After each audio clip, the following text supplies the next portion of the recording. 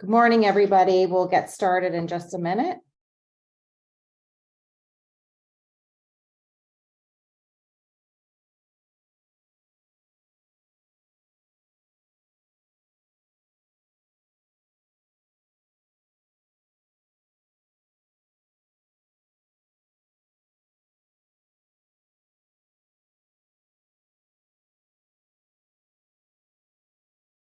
Okay. Well, I think as people are filtering in, we're going to go ahead and get started. We are recording this video and we will put a link to the recording on our website as well as on our YouTube page. Thank you all for joining us for today's webinar. We're going to go through a report that we released yesterday called Russia is Shifting Import Sources Amid U.S. and Allied Export Restrictions. Quite a mouthful. We have spent many months sweating the details on this and digging into the trade data to support this report, and we are very excited to share our findings. So first, by way of introduction, my name is Sarah Stewart. I'm the CEO and Executive Director of Silverado Policy Accelerator. We are a geopolitical think tank here in DC. We are dedicated to accelerating bipartisan solutions to novel policy challenges in the areas of cybersecurity, international trade and industrial security, and what we're calling EcoSec, which is the intersection of ecological and economic security. For better or worse, I've been working in the field of international trade as a lawyer and policy expert for over two decades in the private sector and in the government. And I am so pleased to be joined today by my colleague, Andy David, who is Silverado's Senior Director of Research and Analysis. I have admired Andy's work for years, and we're really lucky that he chose to join our team and deploy his skill set after working for over a decade at the U.S. International Trade Commission, where he managed projects and authored reports on industry and trade competitiveness, including in the area of advanced technology products. While not on the webinar today, I would be remiss to not mention the great work of Megan Reed and Yumi Granville on our team, who have contributed greatly to this report. Last but not least, this report is an outgrowth of the extensive work that our co-founder and executive chairman, Dmitry Alperovich, has been engaged in the lead up to the war and ever since. I highly encourage you to check out his ongoing podcast called Geopolitics Decanted. Today, we're going to walk you through the report's findings, and then we're going to reserve some time at the end for questions. So please use the Q&A function in the chat. So to start, I wanted to give a little bit of background on why we did this report. Following Russia's invasion of Ukraine, there was unprecedented coordination among the US and about 36 other countries who all banded together to weaken Russia's ability to finance the war and to gain access to the products needed to sustain the war. There is no doubt that Russia's financial sector took a hit, from frozen assets to extremely limited access to international financing, plummeting foreign direct investment. At the same time, we watched as hundreds of companies exited Russia and export controls substantially curtailed Russia's access to key products and technologies needed to sustain its war ambitions. Those were the early days, and most experts were waiting to see what long-term impacts would take hold. So at Silverado, we decided to look at one objective measure of the impact of these government measures and company exits: official trade statistics. At first, the trade flows followed a mostly predictable pattern in early 2022 when the war began, once sanctions and export controls were imposed. But as we studied the trade data since then, there appears to be some level of Russia's adaptation to these measures and its ability to acquire a range of foreign products and technologies. So we dug deeper into details of specific product categories and found some interesting and troubling trends. Our key findings are that in the lead up to the war, Russia's imports increased, especially towards the end of 2021, and Russia had solid inventory levels for many products at the time of the invasion. Second, Russia's imports overall have since rebounded from their lows immediately following the invasion. Third, Many countries have curtailed exports to Russia, but Russian imports from several countries have increased, led by China. Fourth, China and Hong Kong have stepped in to fill some of Russia's demand for semiconductors or chips. Fifth, Russia has rebuilt supply chains for consumer goods, such as smartphones, appliances, and passenger vehicles. And last, vehicle part imports continue to be constrained. So without further ado, I want to turn over to my colleague, Andy, who's going to walk you through the report and some of these specific product case studies. Andy? Great, thanks, Sarah. So before we get into the report and its findings, let's just touch briefly on the approach we used in the report. And as Sarah said, kind of looking at what are the impacts of the sanctions, export controls, and firm withdrawals. So the first thing we did to kind of set the context and see what things looked like at the time of the Russian invasion of Ukraine was look at the trend in Russian imports and inventories prior to the start of the war. The second thing we did was a comprehensive analysis of Russian import trends following the invasion of Ukraine. Now, as a lot of folks know, Russia stopped publishing import data. So what we did, how we approached this was that we looked at export data for about 98 economies. It represents about 99% of 2021 exports to Russia. We looked at the trend in their exports to Russia as a proxy for Russian imports. And the third thing we did, because that kind of macro picture only shows you what's happening overall, to kind of get a better sense for the trends and what's happening for some of these products, why things are happening. We looked at case studies of 5 products: semiconductors, smartphones, washing machines and refrigerators and freezers, passenger vehicles, and vehicle parts. Now, we'll get into a little bit more how we chose these case studies and things like that when we get to that section of things. But just to flag people up front, as you may be wondering, some products are very heavily impacted by one aspect of this, export controls, like semiconductors. Other products are much more heavily impacted by firm exits, products like smartphones. And then you have products like passenger vehicles and vehicle parts, which are kind of in the middle of those two kind of ends of the spectrum. So we'll talk a little bit more about that later, but just kind of flag that not everything's heavily impacted by policy. Some things are more impacted by firm actions and things like that. And we'll discuss that as we go. So first, the pre-invasion trend in Russian imports. So as you can see here in this chart, if you look on the right-hand side, there was a big increase in Russian imports in 2021, and you can see a particularly large spike at the end of the year. So when we look at December 2021, Russian imports reached about $29.5 billion, up from about $24.2 billion in December 2020. So let's turn next and look at what that looks like on an annual basis. You can see that in 2021, Russian imports reached about $293 billion. That's not an all-time high, but it's certainly the highest level by far since the Russian ruble devaluation in 2014. So we saw a pretty big increase in imports in 2021.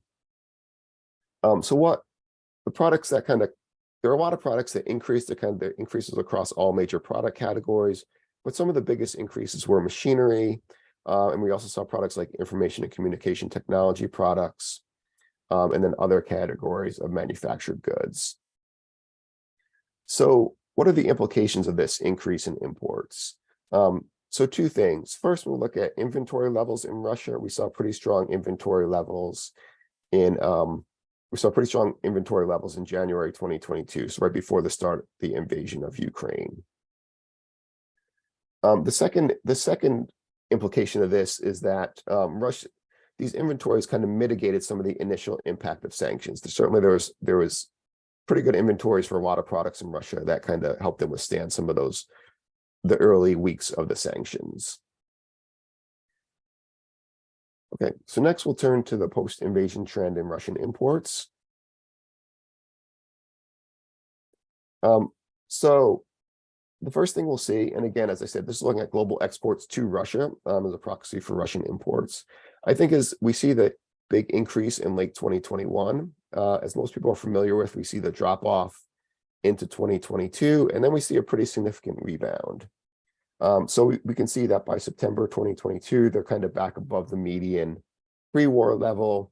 if we want to combine, look at the last 3 months, kind of compared to the same period in 2019, they're down about 1% and down about 11% compared to 2021. But again, we're seeing them rebounding and coming back up pretty significantly.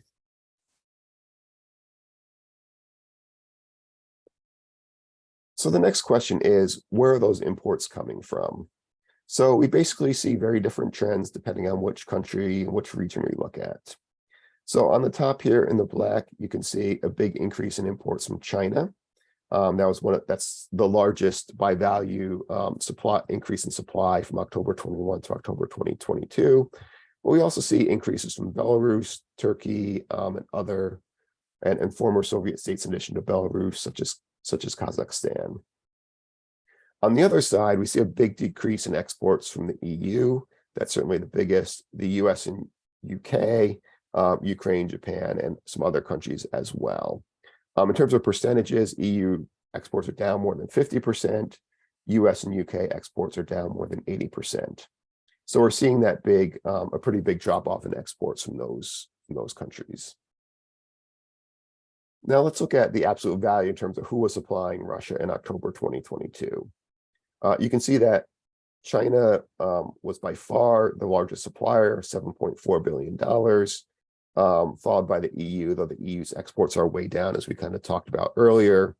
And then some of the countries that are increasing exports, Belarus, Turkey, and Kazakhstan. In the bottom right-hand corner, that just shows you the share of October 2022 exports to Russia. China was about 36% of exports to Russia in October 2022. As a little bit of context, they were about 20% in October 2019. So you can see some pretty big market share gains for China in Russia. The next piece, just to look at, is we'll look at some individual country trends a little bit. This is updated till December 2022, so the number you'll see here for China is a little different because we have a couple extra months data, and actually one more month beyond what was in the report. So what you can see here is you can see that China's exports to Russia, you can see the big peak again at the end of 2021. You can see them falling off and then increasing to $8.8 billion by December 2020, or excuse me, by December 2022. On a year-over-year basis, that's up from $8.1 billion in December 2021. And if you compare back to 2020 and 2019, that's a pretty huge increase from those years when exports were about $4.9 to $5.2 billion. So you really see China stepping in to supply a lot of goods to Russia. And we'll talk about some of what some of those goods are as we go through the case studies and some specific examples of products. And then next, you can also see Turkey and kind of former Soviet states ramping up their exports to Russia. You see Belarus, certainly one of the largest suppliers, Turkey, Kazakhstan, and some smaller volumes coming from other countries. One big factor here, and we'll talk a little bit more about this as we go, is that a lot of the exports we see going through some of the former Soviet states, Belarus is also sanctioned, but some of the other former Soviet states are transshipments. They're goods that are coming in from other countries, moving through Central and Western Asia, and on their way to Russia. So not to say that there's not some domestically produced goods as well going. There are increases in domestically produced goods as well, but there's also this big element of goods that are being transshipped through these countries and onto Russia.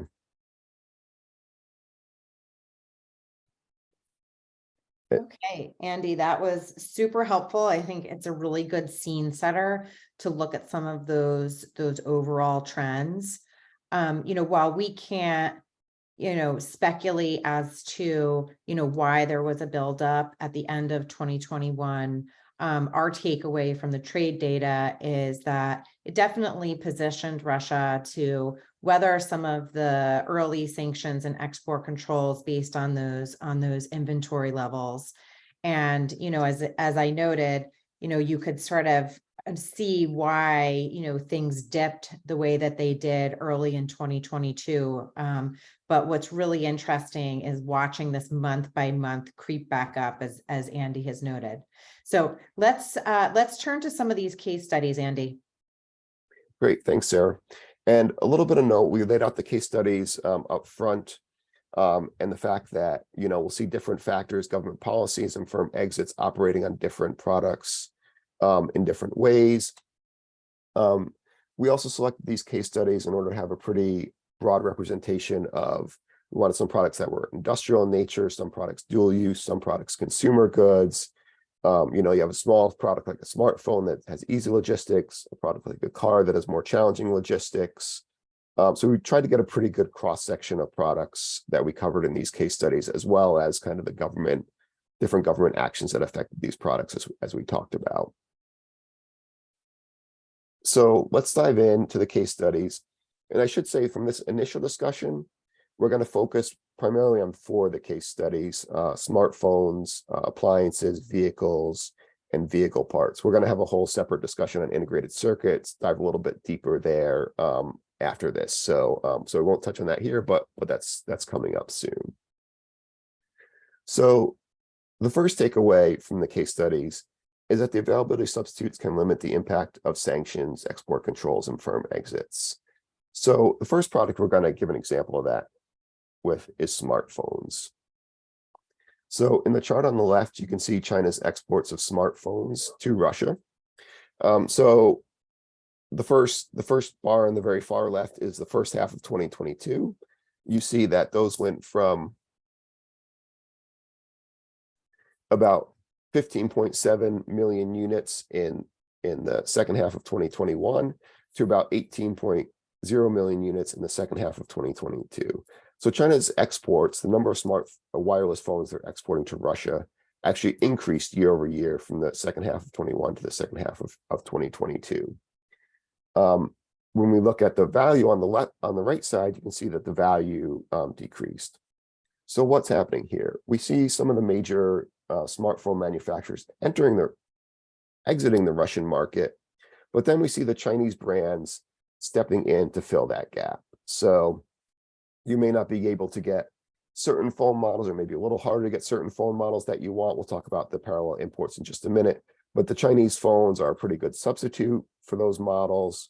They already had a pretty good market share in Russia. So you basically see those Chinese brands substituting for some of the brands that left the Russian market. So another example of substitutes is in the appliance sector. So on the left-hand side, you can see Russian imports in 2021. There was about 1.1 million units.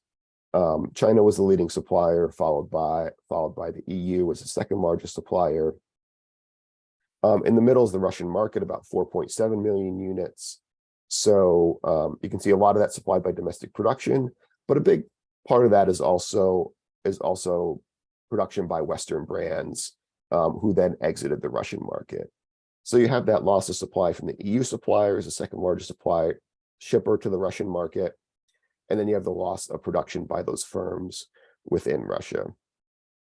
But what we see on the right-hand side that China and Turkey have really filled the gap, not only in terms of the lost exports or the lost Russian imports, but also in terms of some of the lost domestic production in Russia. So when we look at the most recent period, August to November 2022, we see that China and Turkey were exporting to Russia at an annual rate of about 2.6 million units, more than double the 1.1 million rate of 2021, and more than half of the size of the market in 2021. So we see that really that gap for those appliances as production and imports from other sources have come down has really been filled by other countries. And so the last example of this substitution I'll talk about are vehicles. We saw a lot of multinational firms produced within Russia prior to the invasion of Ukraine. A lot of those firms stopped their production in Russia. So that caused a loss of domestic availability of vehicles. We also saw firms multinationals stop shipping to Russia. So one of the responses has been a significant increase in Chinese exports of passenger vehicles to Russia. China was a growing supplier to Russia even before the war, so there certainly was an upward trend. What we see if we looked at December 2021 is that they exported about 12,000 vehicles. By December 2020, that had gone to 25,000 vehicles. So they more than doubled their exports to Russia on a year-over-year basis. We also see, as we'll touch on in a minute, substitution of used vehicles for new vehicles. And we'll touch on that as we kind of in a minute as we go through the presentation. Second takeaway is that parallel imports and transshipments provide some additional supply. So a little context on what parallel imports are. The Russian government authorized them in May 2022. They allow the import of goods legally sold in another country into Russia without the permission of the trademark holder. So that phone may be legally sold somewhere like Kazakhstan, but then it's shipped onto Russia, and Russia has allowed that import.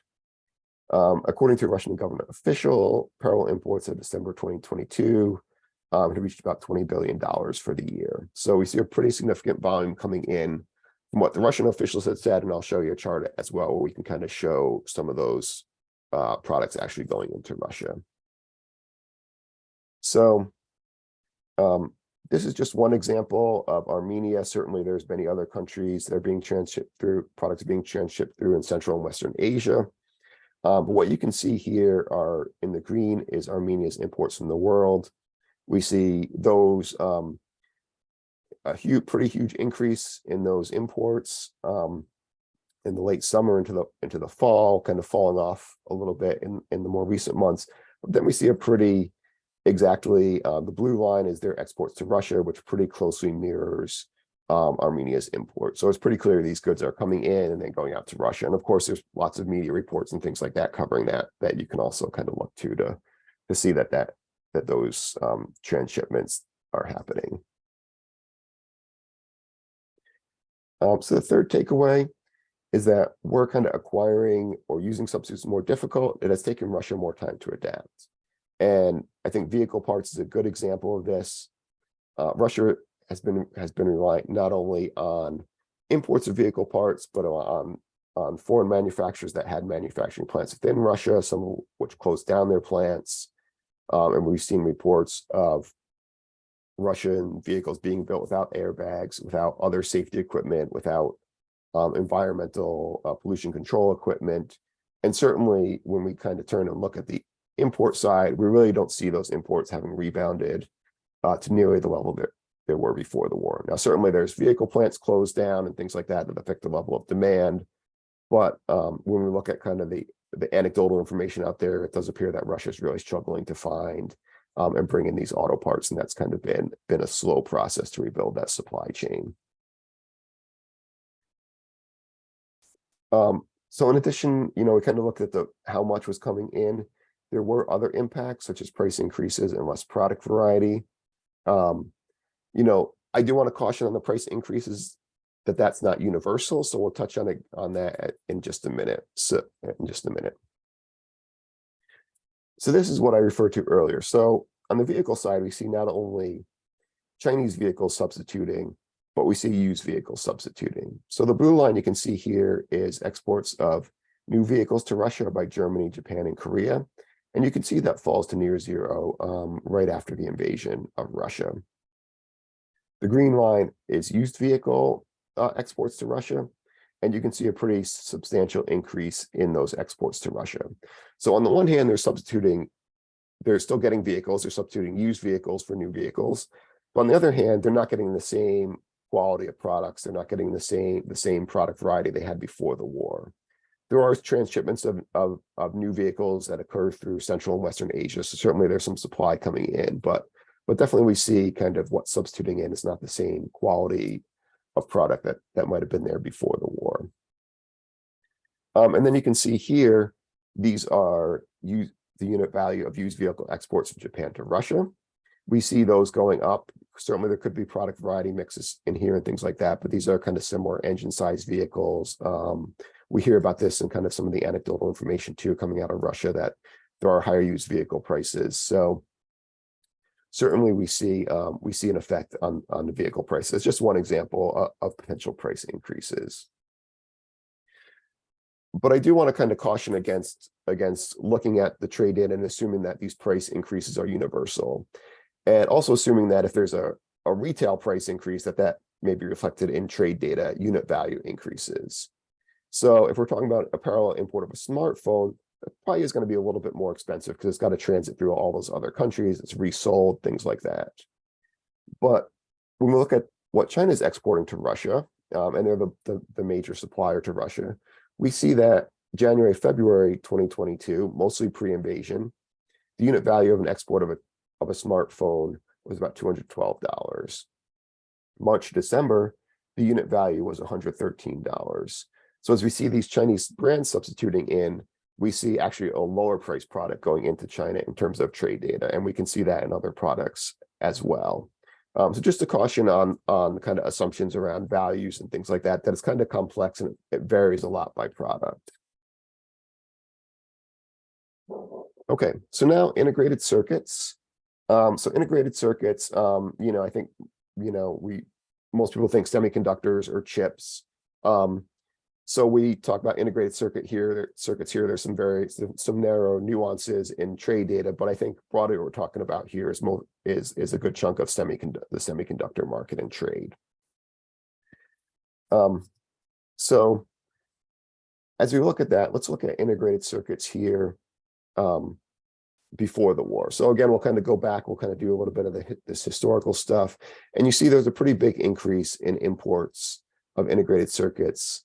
From January 2019 to December, from January 2019 to December 2021, we see this big increase in integrated circuit imports. December 2021 is kind of well above kind of the historical levels of the last few years. Again, not all-time highs, but when we look at the last few years, we see a pretty strong increase in imports of integrated circuits. And we don't know what's in inventory. We don't have an inventory for integrated circuits, but certainly there's that possibility that some of this stuff could be going into inventory as well. But we just don't know the answer to how much is being used at that time and how much is being stored. So where do these integrated circuits come from? So on the left, you can see the top 5 countries of origin where these integrated circuits are manufactured or packaged. And you can see that China's the largest location, but then other countries in Asia, Malaysia, Taiwan, Vietnam, Philippines, that's where most of these integrated circuits that are going to Russia are being produced.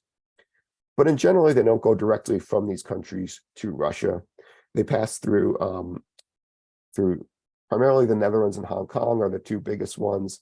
Now, those are pretty traditional electronics re-exporters, but you see them passing through those locations and then onto Russia from there. So that's a little context and a little bit of useful context as we kind of look at China's exports to Russia.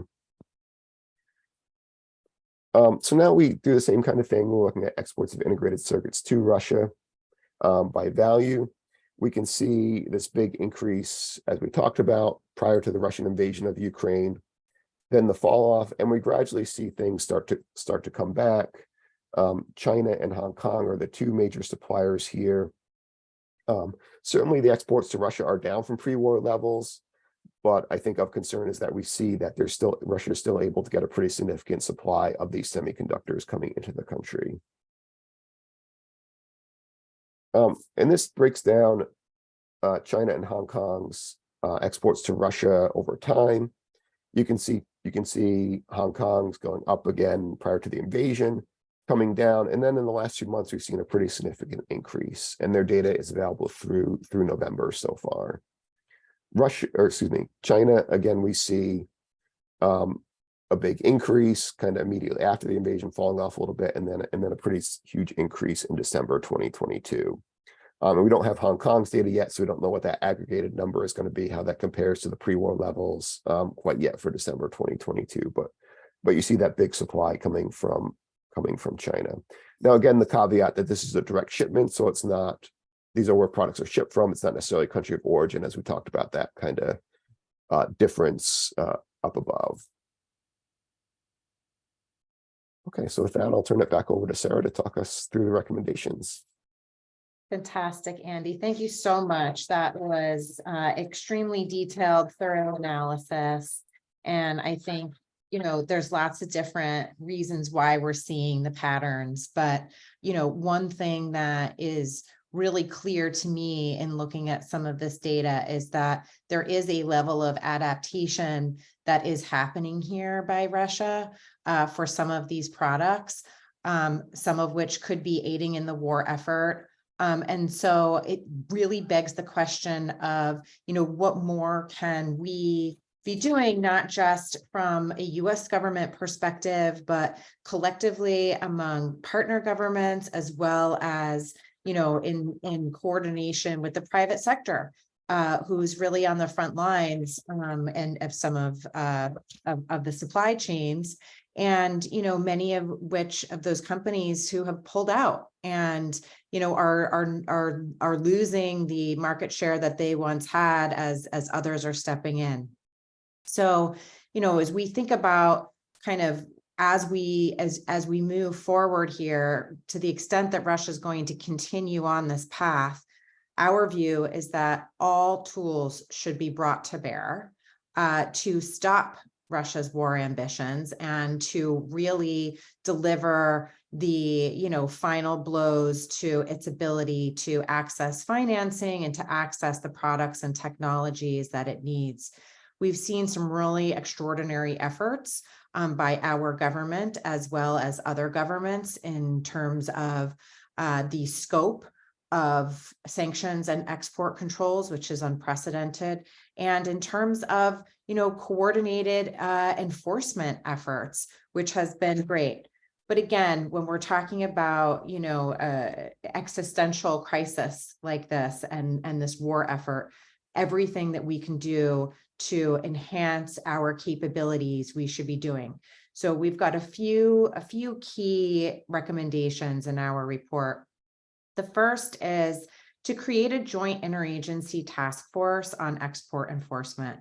Now, there's a lot of coordination that's already happening between the Department of Commerce, Department of Justice, and others, but to really institutionalize that coordination, to leverage all of the human and monetary resources of those agencies, including, Department of Homeland Security and FBI, so that we can make sure that, we're able to quickly identify any gaps in sanctions or export controls where further actions might be warranted, to do additional monitoring of trends, very similar to what we've presented in our report, to get a real understanding of how Russia is adapting and which partners are stepping in, to be able to prioritize certain sectors. And I think BIS did announce this back in August, that integrated circuits is an area that they are really targeting for additional enforcement.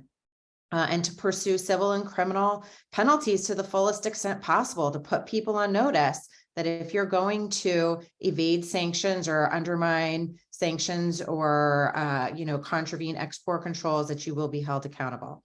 The second recommendation that we have is to provide additional enforcement resources to the Bureau of Industry and Security that truly is on the front lines of monitoring this.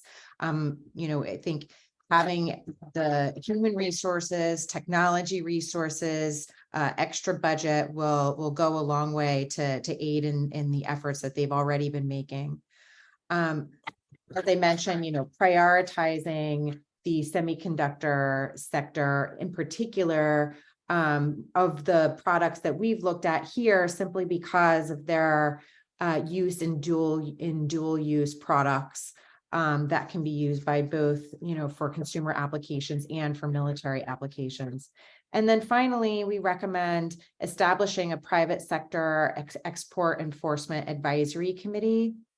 It's not always easy for the private sector to make decisions about partnering with the government, but given that the private sector really is on the front lines, their tips and information about what's happening in the market and where they're seeing nefarious actors could really complement the efforts that the government is already making. So with that, it looks like we've got a couple of questions that we'll go to.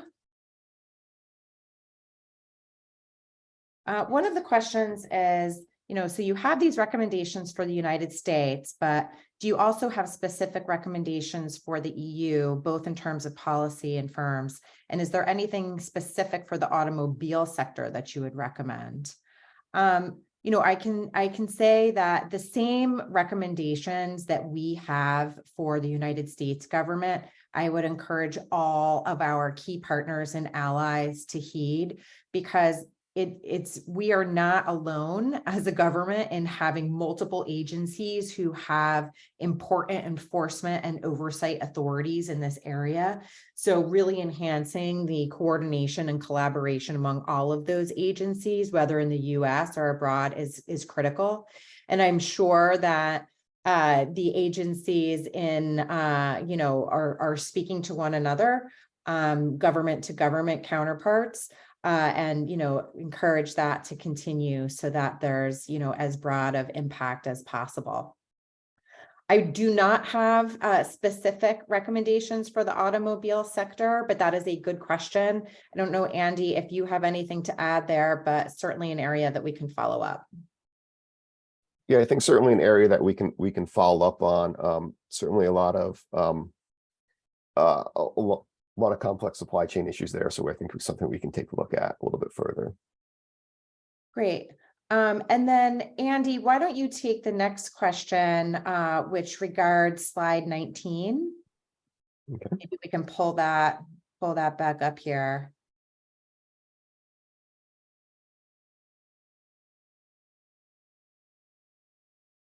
Okay, the question is, there's a dip in imports in March through April 2022. Any explanation for that? What I can say is that certainly, and I haven't looked specifically at passenger vehicles too much for that dip from China. What we can really say about that dip from China is that, and we saw kind of China's overall exports to Russia dip down from their high, certainly not generally below kind of where they were historically for 2019, things like that. But we do see some falling off from 21 levels. We do see dips in other products like phones, things like that. And I think a lot of what we're seeing here for a number of these products is that we see that certainly there's all these other effects and all these things that are going on. We see disruptions in logistics to Russia. We see disruptions in international payments. We see uncertainty over what the rules will be for a lot of these industries. So we see all these other things happening at the same time. Maybe a little bit uncertainty in shipping these products to Russia. And then over time, as you get payments set up in other currencies, you get these logistics worked out, and all these other factors, then you start to see those imports really rebounding. And I'm probably missing a few. We do have the full kind of set of factors discussed in our report, but really you see as some of these obstacles become less for Chinese exports, then we see them ramping up their exports to Russia again. Thanks for that, Andy. The next question, this is also a really great question. Considering that, according to your presentation, Russia now imports its semiconductors primarily from China, Hong Kong, how do you expect the recent U.S. export controls on semiconductors to China will impact Russia and its war effort in Ukraine?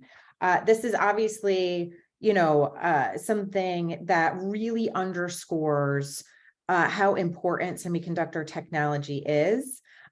Given that, we've seen the US government not only target semiconductors in terms of the export controls to Russia and Belarus, but now, in terms of, our strategic and economic and technological competition with China, it really does underscore the importance of these technologies. So, I think it's a little early to tell.